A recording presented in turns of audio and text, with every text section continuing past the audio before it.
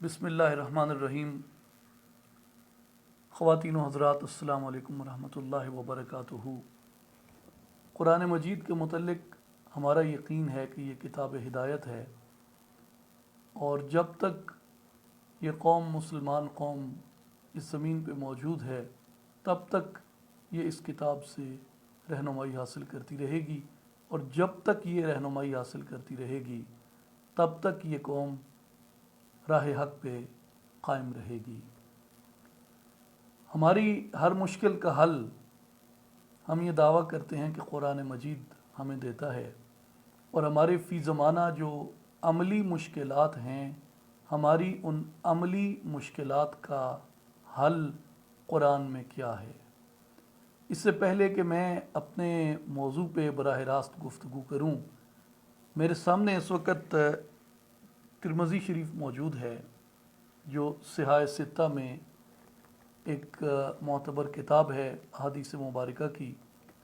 اس میں امیر المؤمنین سیدنا علی کرم اللہ وجہ الکریم آپ سے حدیث مبارک مروی ہے۔ آپ فرماتے ہیں کہ رسول اللہ صلی اللہ علیہ وآلہ وسلم نے فرمایا کہ اے علی، میرے بعد فتنے ہوں گے۔ تو میں نے عرض کی، یا رسول اللہ صلی اللہ علیہ وسلم، ہم ان فتنوں سے کیسے نکلیں گے؟ تو آپ صلی اللہ علیہ وآلہ وسلم نے ارشاد فرمایا کہ اللہ کی کتاب کے ذریعے، اور پھر آگے حدیث مبارک کے الفاظ ہیں، نبأ ما کان قبلکم وخبر ما بعدکم۔ حضور نے فرمایا کہ اس میں وہ سب کچھ بیان کر دیا گیا ہے جو تم سے پہلے لوگوں کا تھا اور جو تم سے بعد والے لوگوں کا ہوگا۔ یعنی رسول اللہ صلی اللہ علیہ وآلہ وسلم فرماتے ہیں کہ اس کتاب عظیم میں گزشتہ امتوں کے قصے بھی ہیں، اور آنے والے جتنے زمانے ہیں ان کا احوال بھی اس میں بیان کر دیا گیا ہے۔ اور پھر آگے حدیث مبارک کے الفاظ ہیں، وَحُکْمُ مَا بَيْنَكُمْ وَهُوَ الْفَصْلُ لَيْسَ بِالْهَزْلِ۔ حضور نے فرمایا کہ یہ تمہارے درمیان حکم ہے، اور اس پہ فیصلہ، اور اس سے تمہارے درمیان فیصلے ہوں گے، اور یہ مذاق نہیں ہے۔ من ترکہ من جبار قسمہ اللہ، جس سرکش نے اس کتاب کو چھوڑ دیا اللہ تعالیٰ اس کو تباہ فرمائے گا، اور جس نے اس کتاب کے علاوہ ہدایت کی تلاش کی وہ گمراہ ہوا۔ حدیث مبارک اسی طرح آگے چلتی ہے، اور جہاں اختتام کے قریب جاتی ہے وہاں حدیث مبارک کے الفاظ ہیں، من قال بہ صدق، جس نے اس سے بیان کیا اس نے سچ کہا، ومن عمل بہ اجر، جس نے اس پہ عمل کیا اس کا اجر یقینی ہے، ومن حکم بہ عدل، اور جس نے اس پہ فیصلہ کیا یقیناً اس نے عدل کیا، ومن دعا الیہ ہدی الی صراط مستقیم، جس نے اس کتاب کی طرف بلایا وہ صراط مستقیم کی طرف ہدایت پا گیا۔ یہ جامع ترمذی کے الفاظ ہیں۔ اب آئیے غور کیجئے کہ رسول اللہ صلی اللہ علیہ وآلہ وسلم نے جو یہ فرمان مقدس ارشاد فرمایا کہ یہ تمہارے درمیان وہ فیصلہ کرے گی جو یقیناً عدل ہوگا، مفہوم ان الفاظ کا یہ ہے جو ہم نے پہلے بیان کیے۔ اب آئیے فی زمانہ ہماری مشکلات کیا ہیں، قرآن ان پہ ہماری کیا رہنمائی کرتا ہے۔ تو میں ایک خاص ترتیب سے دو مشکلات کا ذکر کرنا چاہتا ہوں، اور قرآن مجید سے ایک بڑی عظیم حکمت کے ساتھ ان کا حل ڈھونڈنے کی کوشش کروں گا۔ پہلی چیز میں آپ کے ایمان کے لیے عرض کر دوں کہ قرآن مجید کی اگر آپ دونوں حالتوں کو دیکھیں اور دونوں ترتیبوں کو دیکھیں، اس کی نزولی ترتیب اور اس کی مصحفی ترتیب. مصحفی ترتیب وہ ہے جس میں آج قرآن جمع کیا گیا ہے الحمد سے والناس تک، اور نزولی ترتیب جس میں قرآن مجید نازل ہوا مختلف حصوں میں، جس کو رسول اللہ صلی اللہ علیہ وآلہ وسلم نے جمع کیا، اور آپ نے اپنی زندگی ظاہری کے آخری سال جبریل امین کے ساتھ اس کا دور کیا، اور حفاظ کو جس کے مطابق آپ نے تیار کیا.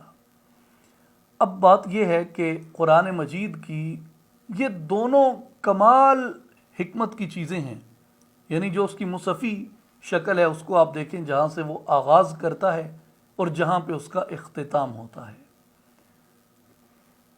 الفاتحہ سے آغاز ہوتا ہے اور والناس پہ اس کا اختتام ہوتا ہے. آپ ان دونوں صورتوں میں غور کریں، آپ کو ایک بڑی کمال کی مطابقت ان میں نظر آتی ہے.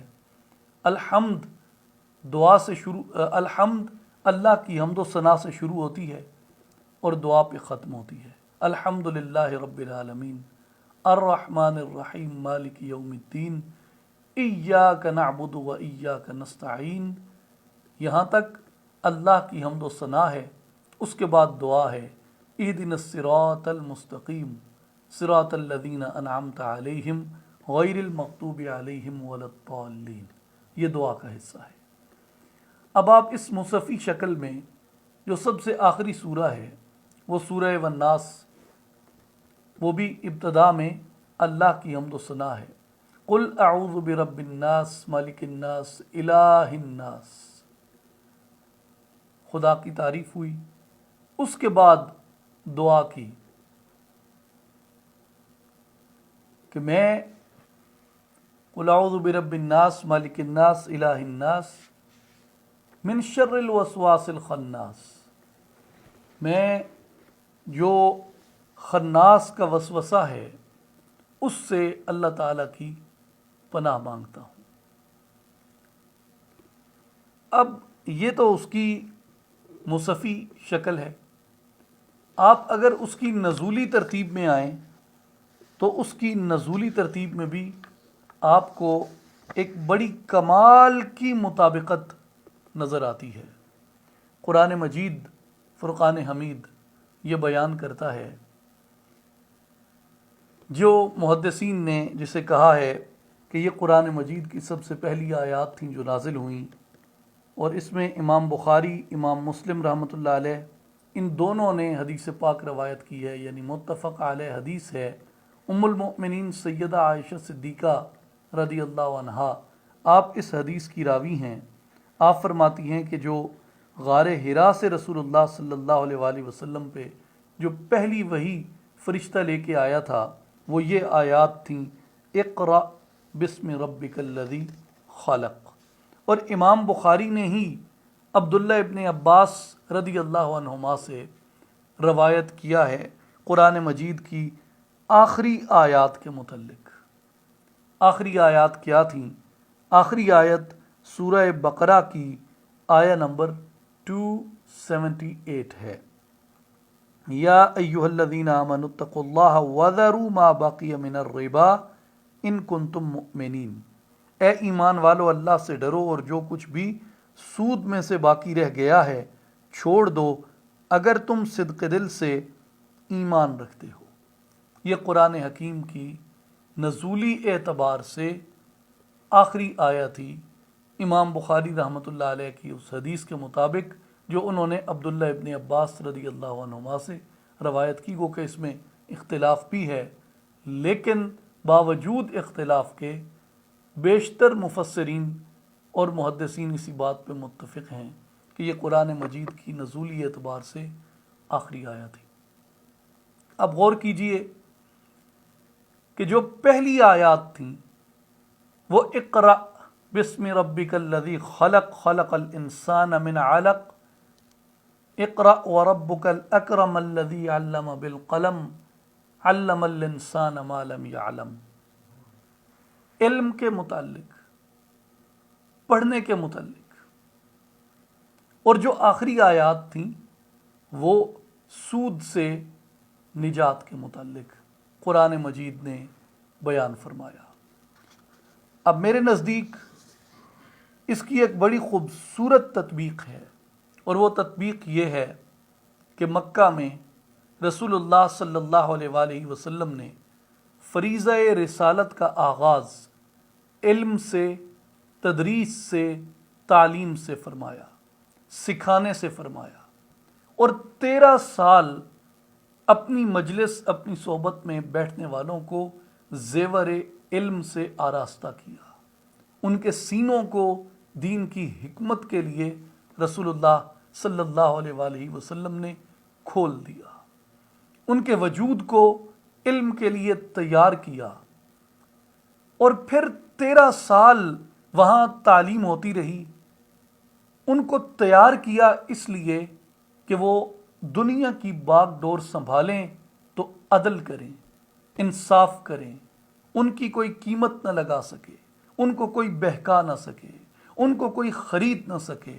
وہ نفس کی خواہش کے پیچھے چلنے کی بجائے اللہ کی مرضی اور رضا کے پیچھے چلیں۔ اس کام کے لیے ان کو تیار کیا گیا، جسے قرآن تزکیہ کہتا ہے کہ ان کا تزکیہ کر دیا کہ سوائے اللہ کی مرضی اور اس کے حکم کے ان کی نظر میں کسی چیز کی کوئی ویلیو نہ تھی۔ پھر وہ مدینہ پہنچے۔ مدینہ میں انہوں نے 10 سال عظیم جد و جہد کی، جس میں کئی معرکے ہوئے، شہادتیں ہوئیں، کئی قربانیاں دیں انہوں نے، کئی طوفان آئے اور گزرے، لیکن 10 سال کے مختصر عرصہ میں دیکھتے ہی دیکھتے پورے جزیرہ نمائے عرب پہ ان لوگوں نے رسول اللہ صلی اللہ علیہ وآلہ وسلم کی قیادت میں، حضور کی سرداری میں، حضور کی اطاعت میں انہوں نے ایک شاندار مملکت کھڑی کر دی۔ اور اس مملکت کو جب کھڑا کر دیا گیا تو اس میں جو مملکت کے لیے معیشت ہے، وہ ایک قوم کے لیے جو معیشت ہے وہ ریڑھ کی ہڈی کی حیثیت رکھتی ہے اور اس کی بقا کی ضمانت فراہم کرتی ہے۔ ایک قوم کے لیے آزاد معیشت کا ہونا یہ از حد ضروری ہے۔ قرآن مجید سورہ الانفال میں بیان کرتا ہے وَاذْكُرُوا اِذْ أَنْتُمْ قَلِيلٌ مُسْتَضْعَفُونَ فِي الْأَرْضِ تَخَافُونَ أَنْ يَتَخَطَّفَكُمُ النَّاسُ فَآوَاكُمْ وَأَيَّدَكُمْ بِنَصْرِهِ وَرَزَقَكُمْ مِنَ الطَّيِّبَاتِ لَعَلَّكُمْ تَشْكُرُونَ۔ وہ وقت یاد کرو جب تم تھوڑے تھے، ملک میں دبے ہوئے تھے، تم اس بات سے خوف زدہ رہتے تھے کہ لوگ تمہیں اچک لیں گے،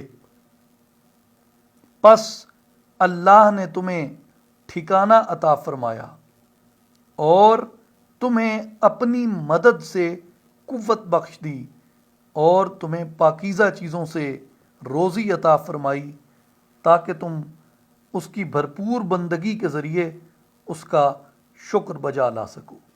اب قرآن مجید کے آپ بیان کو دیکھیے کہ تم یاد کرو جب تم تعداد میں تھوڑے تھے اور کمزور تھے، یعنی مکہ میں، اور تم اس بات سے خائف رہتے تھے کہ طاقتور لوگ تمہیں اچک لیں گے، اس لیے کہ تمہیں معاشی آزادی میسر نہ تھی، سماجی آزادی میسر نہ تھی۔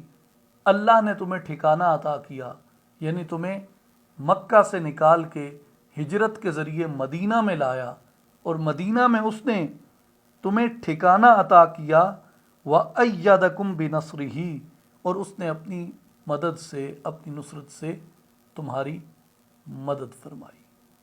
اس کے بعد کیا ہوا کہ تمہیں رزق ملا، جس کا عصری مفہوم یہ ہے، یعنی اس کی کانٹمپرری انٹرپریٹیشن یہ ہوگی کہ اس نے تمہیں آزاد معیشت عطا کی، آزاد رزق دیا، تم پہ کسی کا پھر اس طرح کا تسلط معاشی اعتبار سے نہ رہا۔ اب ابتدا علم سے، تعلیم سے شروع ہوتی ہے، اور 23 سال تیاری ہوتی ہے قوم کی، اور جس وقت وہی شروع ہوئی تو علم سے ہوئی۔ قوم 23 سال 23 ایئرز وہ تیار ہوتے رہے 2.5 decades. جب تیار ہو گئے تو پھر فرمایا اب آزاد معیشت تمہارا حق ہے، اور آزاد معیشت کا پہلا اصول تمہارے لیے یہ ہے، اور اس کی جو تمہاری بقا کی ضمانت ہے وہ یہ ہے کہ تم سود سے چھٹکارا حاصل کرو. اور قرآن نے یہ بھی کہا کہ اگر تم اگر سود کو ترک نہیں کرتے، اس کا لین دین اگر تم چھوڑتے نہیں ہو، اور جو سود کے کاروبار پہ بضد ہے، تو وہ یہ جان لے کہ وہ اللہ اور اس کے رسول صلی اللہ علیہ وآلہ وسلم کے ساتھ اعلان جنگ ہے. آج پوری مسلم دنیا میں